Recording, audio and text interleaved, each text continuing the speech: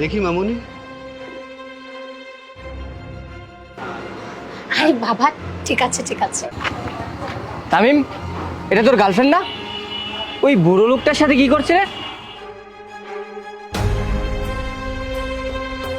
তুই তো ঠিকই বলেছিস, এটা তানিকে দেখছি আমি, কিন্তু ওই বুড়োর সাথে করছেটা কি? আচ্ছা তুই যা, আমি দেখছি কি করা যায়। তুমি আমার বেস্ট বাবা। ধন্যবাদ মামুনি। আরে বাহ তানিয়া বাহ। আরে তুমি এখানে? আমি এখানে কি করছি না, তোমার থেকে না এই সময় আমি কখনো এক্সপেক্ট করিনি। আচ্ছা তুমি সাইডে আসো, তোমার সাথে আমার কিছু কথা আছে। তুমি একটু বসো, আমি আসছি। এই, তুমি কি পাগল হয়ে গেছো? এটা কেমন ব্যবহার? আমি পাগল হয়ে গেছি না, আর আমার এখন ব্যবহারের সমস্যা। আমার পেছনে পেছনে বুড়োর সাথে প্রেম করছিস তুই, আর আমাকে বলছিস আমার ব্যবহারের সমস্যা না। এই আমার কিসের কমতি ছিল রে? আরে তুমি আমাকে ভুল বুঝছো, আমি তোমাকে বলছি, তুমি শোনো। ওহো, ব্রেসলেট, তাও আবার গোল্ডের, মনে হচ্ছে অনেক দামি। অবশ্যই বুড়োটা দিয়েছে। হ্যাঁ উনি দিয়েছে, কিন্তু কিন্তু কি, এখন আমি বুঝতে পেরেছি এটা সব তোর প্ল্যান ছিল। কিসের প্ল্যান? আমি ভালো করে বুঝতে পারছি, ওই বুড়োর তো অনেক টাকা, আর ওই বুড়ো কয়েকদিন পর এমনিতে এক্সপায়ার হয়ে যায়, আর ওই এক্সপায়ার হয়ে যাওয়ার পর না সব সম্পত্তি তোমার হবে।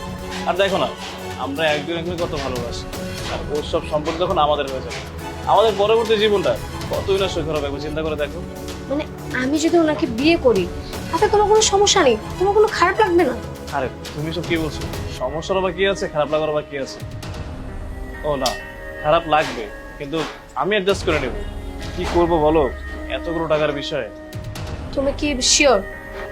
শোনো, আমি যেভাবে বলছি না, তুমি এখন ঠিক সেভাবেই করবে। যা যা বলবো সেটা মাথায় নাও। ওরা সামনে যাবে গিয়ে আমাকে তুমি ভাই পরিচয় দিবে, আমি তোমার ভাই হই। কি?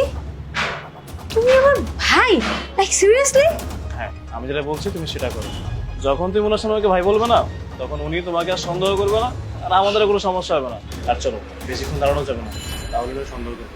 এসো, এসো, এসো। তুমি বসো এখানে। স্যার, আমি তামিম। তানিয়া, ওকে। ও হচ্ছে ভাই, ভাই হই আমিও।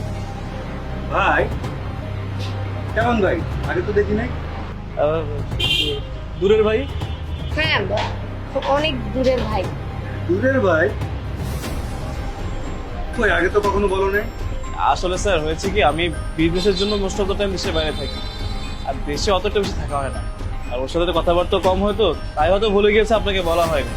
আচ্ছা এসব ছাড়ুন না, আপনাদের দুজনকে না একসাথে খুব ভালো লাগছে। আচ্ছা আপনারা বিয়ে করছেন কবে? তানিয়া, এসব কি ফালতু কথা বলছো? আরে বাবা, তেমন কিছু না, ও মনে করেছে আমি তোমার সাথে ডেট করতে এসেছি। ভাই? কি বাবা? হ্যাঁ, উনি হচ্ছেন আমার বাবা। তুমি আমাকে আগে বলোনি কেন? কারণ তুমি আমাকে কোনো কথা বলার সুযোগই দাওনি। শিট, এটা আমি কি করলাম?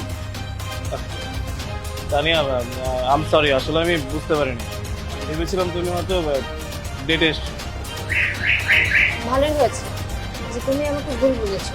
তুমি যদি আমাকে ভুল না বুঝতে, তাহলে তো আমি তুমি চিনতেই পারতাম না যে তুমি সামান্য কয়েকটা টাকার জন্য তুমি আমাকে যে কারো কাছে স্যাক্রিফাইস করে দিতে পারো।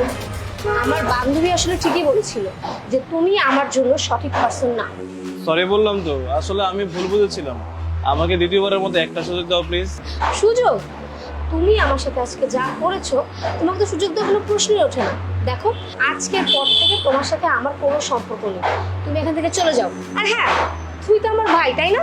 আর ভাই ভাইয়ের জায়গাতেই থাকো। তানিয়া প্লিজ একটু বুঝো না প্লিজ। এই, তুমি যাবে নাকি দাঁড়ান ডাকবো? না স্যার, আমি চলে যাচ্ছি। যাও ভাগো।